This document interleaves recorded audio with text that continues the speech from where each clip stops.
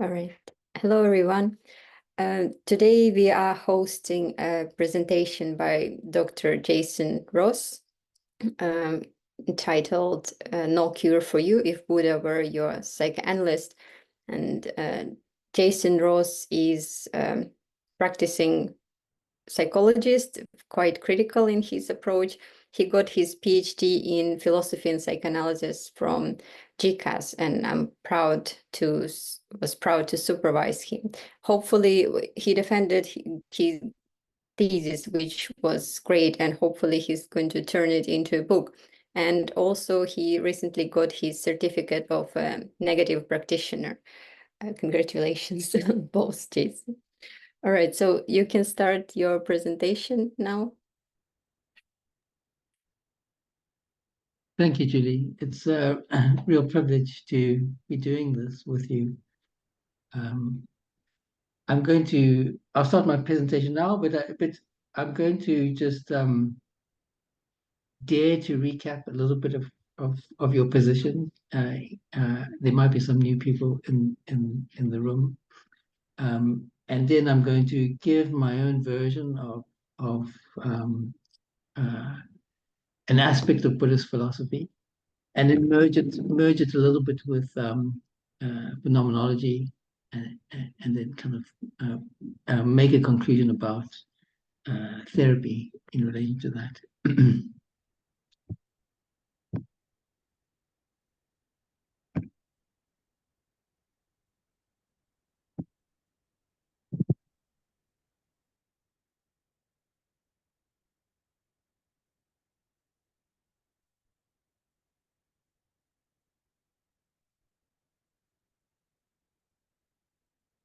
So this is Julie's great poster, which I'm going to adapt shortly.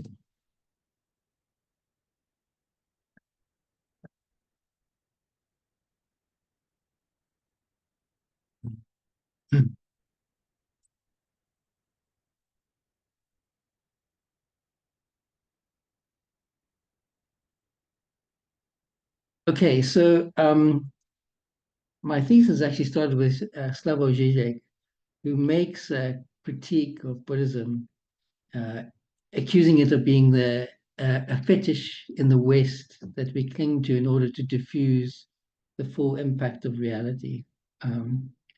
So I think this is quite a good critique of Western Buddhism. And I think this is pretty much what's happening in most retreat centers from a Western point of view, that we kind of take refuge from the demands of capitalism by kind of disappearing into this, what he calls an undifferentiated void. But it's not the only, the modernist Buddhist interpretation of Buddhism is not the only interpretation of Buddhism. So I followed the work of Stephen Batchelor, who's a retired monk and a self-proclaimed Buddhist atheist. And he sees it slightly differently, in direct opposition to capitalism, that we come face to face with the disconcerting fact that our absorption in the realm of particular things is a senseless and hopeless flight from something we can never escape. And so I think this is where, if we meeting this evening from a negative position, which I will try to explain shortly, then I think Stephen Batchelor shares a position, that that Buddhist practices are about facing aspects of reality rather than escaping them. And the thing about Batchelor is he adds to these things, he's not just material things, but even beliefs, and specifically consolatory beliefs, which puts something like psychotherapy in an interesting place. I'll explain that a little bit later. So just to quickly revisit Julie's negative position,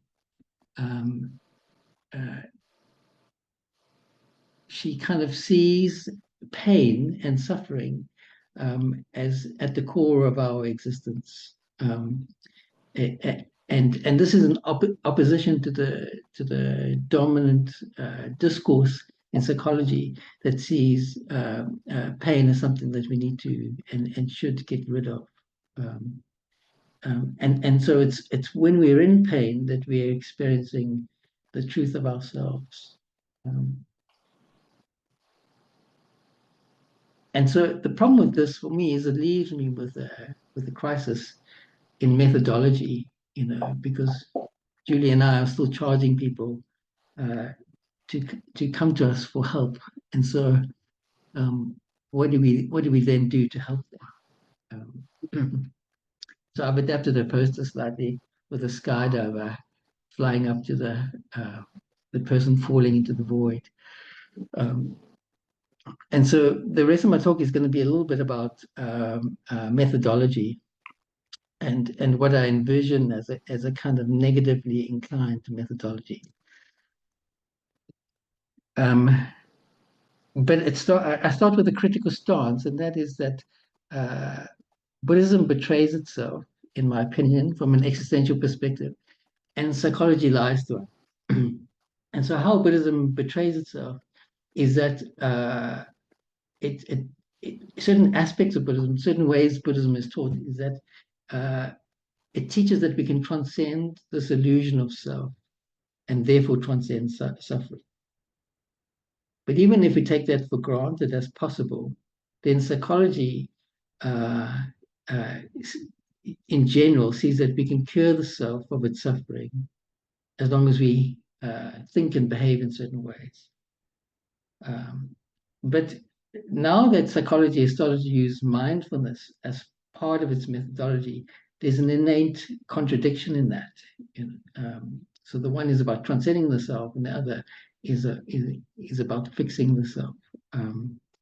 And so, from an existential point of view, you ask the question of whether the self can even be made actual in the first place. And so, the existential approach is that there is no end to suffering, but only methods for being with suffering. And I think Julie even questions whether there are methods for being with suffering, but we can maybe discuss it at the end. So Freud is very often quoted as stating that the most we can hope for is to transform from hysterical misery into common unhappiness. And so there's somewhat of a negative position there that we could maybe agree with. But Julie still sees him as bound by a chain of therapeutic intention. So for Julie, Freud's not negative enough for her. And so using Zappa as a point of departure, the existentialist, human beings are this evolutionary mistake, and consciousness is kind of a burden for us. The nature of our consciousness is a burden for us. And the conclusion he makes is that all human endeavors can be explained as a means of escaping suffering. And from this radical existential point of view, there's no escaping. So for example, all human activity is a defense process, including psychology or psychiatry or psychoanalysis. There's an ambiguity here because that is he himself taking photos. And he also really enjoyed extreme mountain climbing, so it's not like he disengaged with the world altogether. He did willingly choose never to bring children into this world. But Julie and Zappa are not alone in this radical existential view. So that is Samuel Beckett. And I find that his plays and the characters in his plays and the scenes in his plays really kind of capture this absurdist view on life. So you often have two characters standing around the stage, not knowing what they're meant to be doing, not knowing where they're going. And it kind of summarizes this kind of view on human existence. And the dialogue kind of just fills the space as if they're doing something purposeful. But there's a particular line, in this play, um, uh, where Clove says, Ham is trying to convince Clove to bring him this object called a gaff. I think, if I recall the play correctly, he's standing in a bucket, and he's worried he's going to fall out the bucket. And Clove's response to him is, "You're on Earth. There's no cure for that." And so that's the central argument here for tonight: is you're on Earth, you're a conscious human being, and there's no cure for that. And so psychologists spend a lot of time trying to make up cures when there is no cure.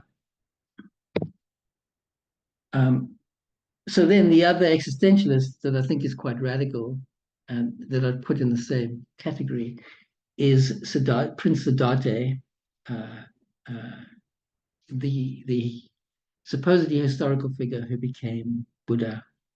So this is a rendition of him leaving his palace for the first time. Supposedly, I don't believe it's really true, but the myth goes that he left his palace for the first time as an adult, and he had lived a very sheltered, opulent existence, and he encountered suffering for the first time. And the story signals an existential move in Indian philosophy.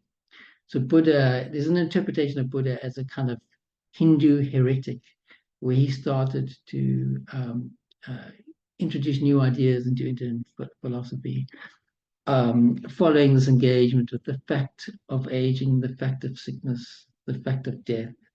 And this leads to a very involved theory on impermanence and emptiness. But there's a part of the story that's missed out, and this is the problem with the dominant narratives in our society. Is it's a story about a man who encounters the suffering of other people, and then decides he wants to understand that suffering and heal that suffering. But part of the story is often not told is that his mother died just after his birth, and so he surely had some suffering on his own, and he lived a sheltered life of opulence and as many concubines as he would like. But it makes me think of Peter Rowlands, who talks about the abject horror of getting everything you want. And so it makes me wonder about something that's never been written about, Buddha's own personal suffering that he might have been trying to address. In the end, he leaves the palace with his servant, shaves his hair off, and he becomes a wandering mendicant. And it's like an interesting detail, but even Samuel Beckett, for a time when he was part of the French resistance, was kind of a wandering mendicant himself. And a similar figure, Jean Genet, also spent a lot of time, kind of being homeless.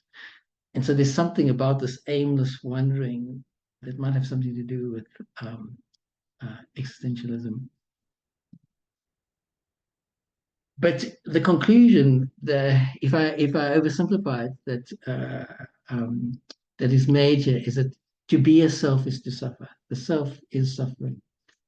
And in Buddhism, there's a very complicated theoretical tradition around this, but it's seen as the illusion of self is the cause of human suffering, and then the attachments and the cravings and the aversions that come out of an attempt to preserve the self are the source of our suffering. But as a therapist, you could conclude that this is very much the case, because people come into a consultation room with me always at odds with themselves. They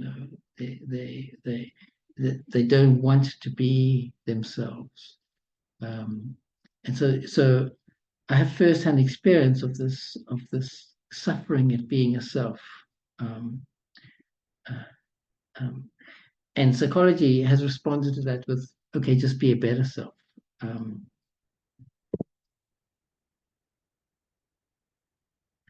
So I've spent a lot of time looking at the work of Leonard Cohen because you know he had all the money and all the sex and the drugs and the rock and roll.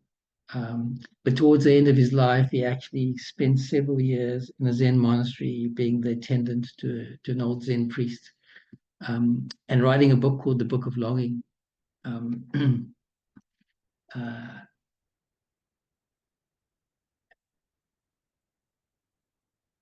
and so I think his poetry and his lyrics say quite a lot. This comes from a poem called The Street, um, and he speaks about how even though the guru says it's empty, that the self is empty, that there's no foundation to a self, it doesn't mean it's light, you know. And so that's my concern here as a therapist, you know, is how do we carry the burden of of of of the heaviness of consciousness. And there's actually two strands of Buddhism: the one that believes in transcendence, of the self, and then the other that's more focused on emptiness and how to engage with emptiness. And that's the version that I'm interested in the work of uh, aspects of Buddha's work. There was a teacher that came after Buddha, Nagarjuna, and then very much in the Zen tradition, such as Dzogchen. Um, and so I've spent a bit of time exploring what it means to be a self. And one of the conclusions I've come up with is in a critique of Buddhism, that it's not so much that the uh, the illusion of a self is the cause of our problems, but that what we refer to as a self is the actual struggle to exist. So it is the self that's a struggle, not the illusion of a self. Um, and I kind of stole this idea from a speech that Leonard Cohen gives. He was offered a lifetime achievement award by the Prince of Spain, and he pays tribute to the Spanish poet Lorca, for giving him permission to have a voice. But then he gives a beautiful description of that voice, uh, as the voice is his self, in the articulation of the struggle to exist. And so basically what the self attempts to do is make this void, this emptiness at the core of all of our existence, eloquent. Um, and that's the business of therapy. So very briefly, this is quite complicated, but if I merge Buddhism with a field of philosophy, phenomenology, you can think of to add to this notion of the self as a voice. The self can be seen as a position. So it's a position that I take towards experience, that kind of allows me to intervene in the world.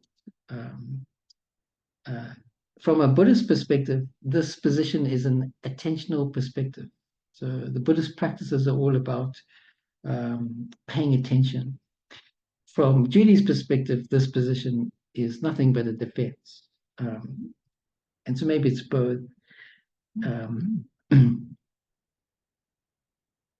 from a phenomenological perspective, um, uh, this is where the sense of self is invented, you know, because as soon as I reflect on experience, an I is invented, um, um, in order to make sense of that experience.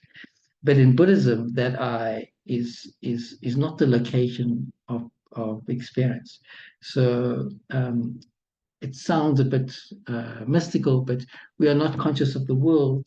You could put it this way, but consciousness is something that comes from the world, you know, and it just manifests from your position.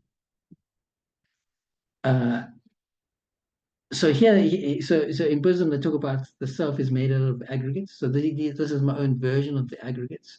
That kind of these are like bubbles that emerge from this void, this emptiness, and that is self is a sensation of a hedonic tone, a sense of what it means to exist.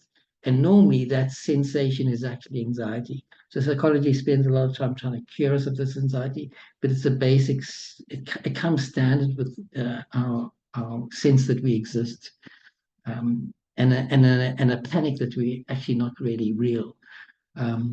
It's a struggle with that existence.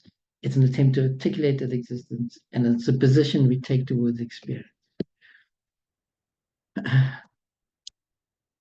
So recently, this video emerged. This is a still from a video that emerged on social media. So this is a Palestinian boy in Hebron.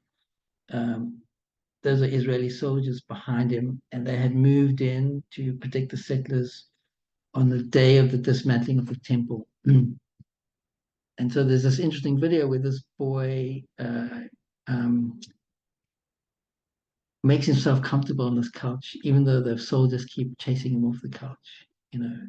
And it left me with this feeling of the power, even if it's completely futile, of taking up a position sometime, you know.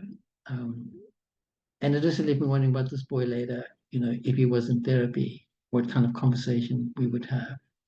And so from this perspective, what happens with trauma is this boy's trauma would have uh, opened him up to an insight into the destructive core of humanity, as opposed to something that breaks him and then the therapy kind of fixes him. And so part of this position that we take up, you know, it's not so much that this I position that we take towards experience it's not so important that it's futile. It's not so important that it is a kind of illusion, but it's always embedded with an ethic, and that's the important part. Um, so here's my proposal: that the self is a sensation of what it feels like to exist.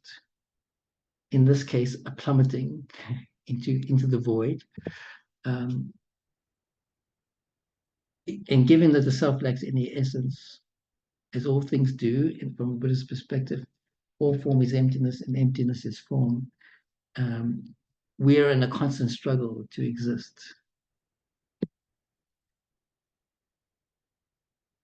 And it manifests as a position that we take towards experience. In Indian philosophy, this is called ahamkara, or I-making. This is me, this is not me. I like this, I don't like this. It's an inevitable thing that you can't avoid. But it is established with the development of language as a voice when I say I am this, I am that, which remains a fiction. But this voice is always in relation to another. Um, uh, and this is where a human being is quite a complicated creature, because it is through others that we are defined and shaped. And it is through love that we are constituted, and this love inevitably goes wrong. And a therapy attempts to take this relationship, the idea of relating, and do something with it. So, in short, being a self is a nothingness, always in relation, always becoming, out of lack, through longing, in constant struggle to exist. So, this is my method. Um, uh, so if being a self is a constant descent uh, into emptiness, then the most a therapist can do is, like two skydivers, kind of join you in this plummeting together and make contact with you. The problem with this diagram is that they have parachutes. So in real life, in our shared free fall into the void, there's no parachute. And kind of what that translates to is there's no pre-given meaning in the world. There's nothing for either of us to rely on.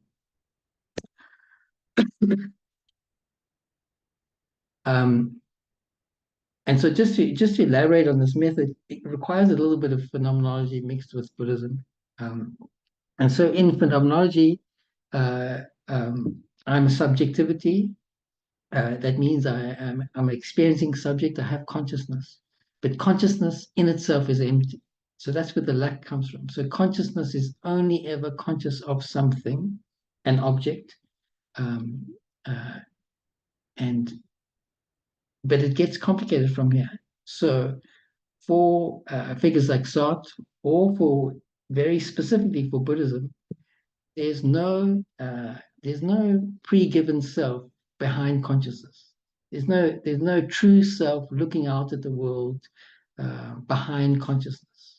Um, the self and I is invented within consciousness as soon as I have an experience. Um, but it gets even more complicated than that. So consciousness can never ever be conscious of itself. It has to be conscious of an object. But when I'm being conscious of another human being as an object, the problem is that they are their own subjectivity. And so that object, having thoughts, feelings, memories, and even the sense of self are nothing but fleeting sensations that arise in consciousness. So a human as an object can never be a thing. And this makes therapy a complicated endeavor, because a therapeutic process is always at risk of one subjectivity, the therapist, having some sort of power of influence over another subjectivity. And so there's this constant ambiguity between who's the subject and who's the object. And how do two people remain subjectivities to each other in this essentially power relationship?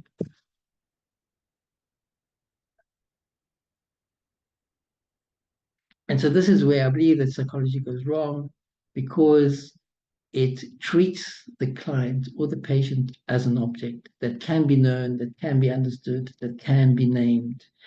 Um, uh, and in a weird way, it attempts to take everything the person says and then give it back to them, give the subject back to themselves as an object, in an attempt to help them feel solid and give them some sense of permanence within this void feeling that they have.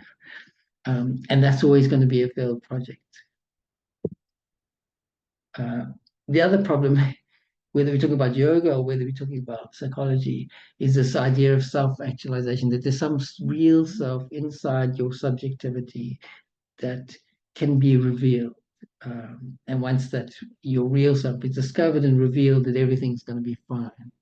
Um, uh, and so from this position, the reality is that there's no actual self that you're going to discover, and there's no transcendence of a self. Neither is possible. And so what is the solution? Uh, in Buddhism, they call it metta, which is another word for care or for love. And in Buddhism, metta is like the texture of consciousness. So when a person is stripped of momentarily of ego grasping, of attachment to themselves and their own selfish motives, the idea is that metta it kind of springs forth naturally. Whether that's true or not, I do believe that one way to deal with this ambiguity of either always being a subject or an object is through an attitude of care. The most you can do is allow another person to safely as possible be an object to you.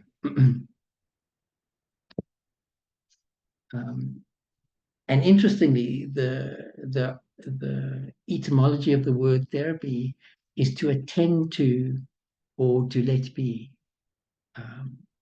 So this is the word therapy implies something very different to how it's being practiced. And you find this in the tradition of R.D. Laing, to the extent that he set up he had a strong interest in Zazen, and so he used it in his practice. A psychiatrist who was somewhat opposed to psychiatric methods, And he set up the Philadelphia Institute with these houses where people were free to come and go as places of care. And he believed that everybody was entitled to the benefit of their own symptoms, to the extent that there's stories of even residents being allowed to smear their own shit against the walls. So he really took this idea of let be to the extreme. And from this perspective, that what we normally consider symptoms are, are really uh, aspects of a human being that manifest in response to our deep-seated feelings of lack or ontological insecurity. But this is where it gets complicated, because this notion of love uh, um, is not how we like to think of it romantically. So love, like trauma, is very much like a trauma. Love is like a trauma, and it constitutes us as subjects. Um, so uh, love is something that we have survived as children, something we endure, something that creates us. So as human beings, the way our consciousness works is that who we are is shaped through how we are regarded by caregivers, by others. And so it is the very thing that constitutes us. But it is a thing that allows us to kind of reconstitute ourselves. Um, um, and so love has a way of breaking the order of things, allowing something new to happen, even if it's still driven to, yeah, that it doesn't necessarily get better, um, uh, and how you could define true love is where a person a person is prepared to engage with the lack of the other, the emptiness of the other. So true love is where lack meets lack. Um, and so the method I'm exploring here is where two human beings come together and they allow each other to be changed by the interaction with each other.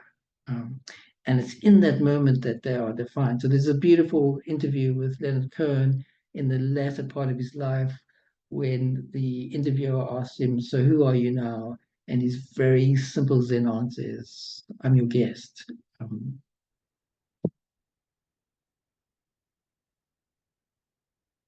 And so, from this kind of secular existential Buddhist perspective, um, emptiness is a kind of emptying. It's a letting go of any fixed ideas we have about ourselves and the world. And so that would be the role of this kind of therapeutic space. Um, and it's quite radical in that, and this is where Buddhism has betrayed itself in holding on to certain belief systems, because this truly existential approach of engaging with things as they are is to let go of any consolatory ideas of reincarnation, God, transcendence, happiness, cure, and just to be with things as they manifest.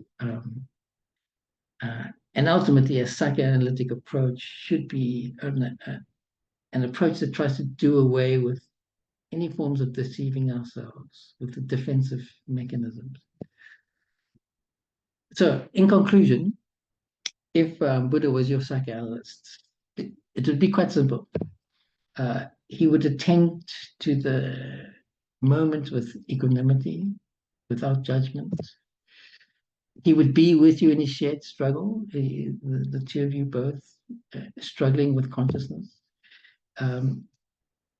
He would notice that which is arising in him as well as between the two of you. He would take a questioning stance towards any ideas and concepts that emerge from either of us or society. He would maybe, as a psychoanalyst, be interested in the past only in terms of how it arrives in the present, um, uh, being with things as they manifest. That is what meditation is. Um, he would practice with you a dying into the moment, and that's what love and meditation is. The willingness for the death of the self. And from this perspective, it's not the self that's a unifying factor in consciousness, but a feeling of care. And very, very importantly, not to be attached to the outcomes of the practice. So there's no attachment to the outcome of the therapeutic conversation, much like there shouldn't be attachment to the outcome of something like meditation. And that's why the notion of enlightenment is potentially a betrayal of Buddhist philosophy. And to allow each other to be changed by the encounter. And very, very importantly, this kind of care is a care without control. So often we mistake care for control, without expectation, without needing that person to be someone. So often when I say I love you, I need you to be someone. That's what I'm saying. And without wanting something back. So Sartre's notion of love is when I say I love you, it means, do you love me? And so to do away with those pressures. And so I don't know if this is a conclusion or a disclaimer, but this kind of method or meditative stance taken towards a client means that I'm always over here in my experience, and you are always over there in your experience. And we cannot meet each other. We never actually get to, no matter how much we try. But it's in this gap, in this chasm, that we reveal a lack. And then and out of that lack is born all of human longing. And so the act of love is to enter into that longing with each other. And so therapy then would simply be sitting in the feeling of lack with another human being without any preconceived ideas that we could do anything about that. So very lastly, this is my challenge to Julie, because despite everything I've said, we meet monthly in this negative group, and everybody without exception who meets regularly with us discloses that they feel helped by this group. And so I have mentioned this to Julia, and she feels it's still a defensive process. But my challenge to her is there's still something happening. There's something when people meet and share lack with each other. I don't know what to call it, but something happens. It's not intentional. It's not something you can plan. But I don't know. There's some sort of solidarity that helps. But I think she'll disagree with me.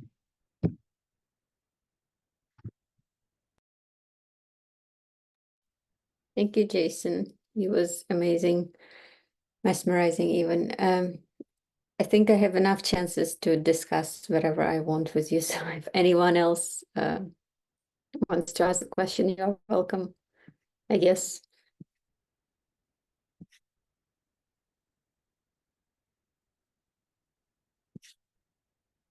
Anyone? I have a question. Hey, Jason. Yay. Dr. Jason. Hello. Yay. Cool. Hey. I was wondering about mechanisms for coping with suffering. Is that part of your process? If Buddha were my therapist, I think what would be really nice to collaborate on is like, okay, how do I fucking deal with what I'm experiencing?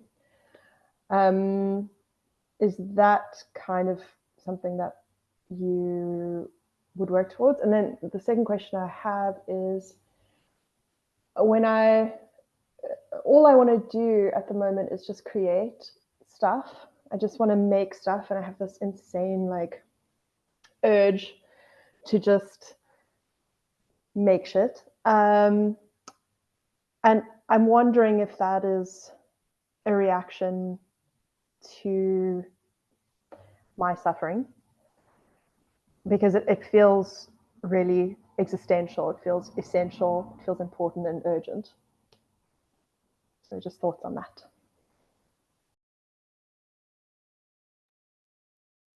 Thank you, Astrid. Nice to see you.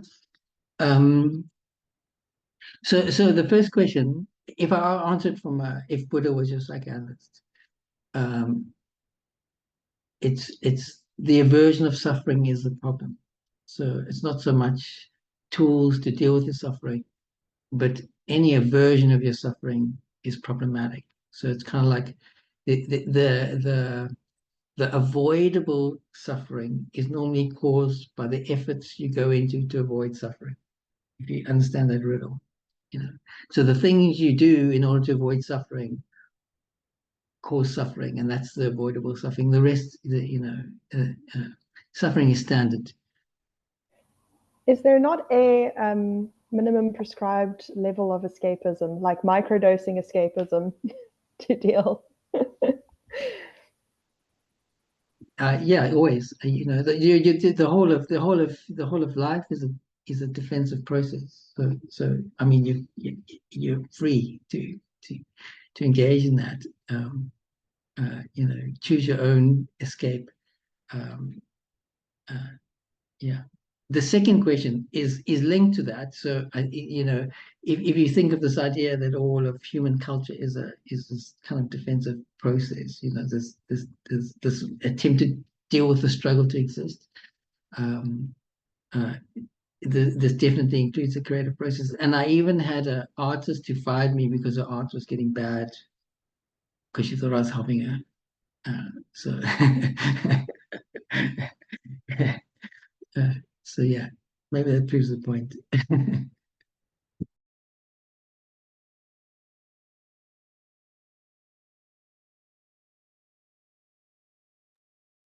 Thank you, Astrid and Jason, for answer.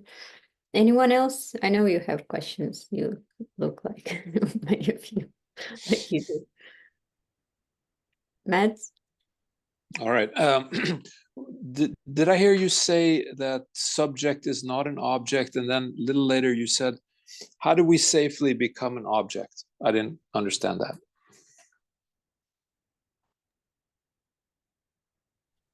Yeah, so it's kind of like an ambiguity that we can't get out of. So if I'm and it's quite a dilemma when it comes to engaging with other human beings. And so this is the work of my reference is the work of Sartre and Simone de Beauvoir. As soon as I encounter another human being, I'm likely to treat them as an object. An object. They appear as an object within my consciousness. But the problem with that is that I'm immediately threatened with that by that simultaneously because I'm encountering a subjectivity. I'm encountering somebody who has a consciousness that can simultaneously make an object out of me. So I mean, and so it's kind of like the subject cannot be an object because they are their own subjectivity, and you can extend this to any sentient creature. But it's almost like in order for us to engage successfully, you have to submit to being an object to some extent, And so my challenge is, how do you safely become objects to each other? Oh, okay. Okay. Nice. Yeah.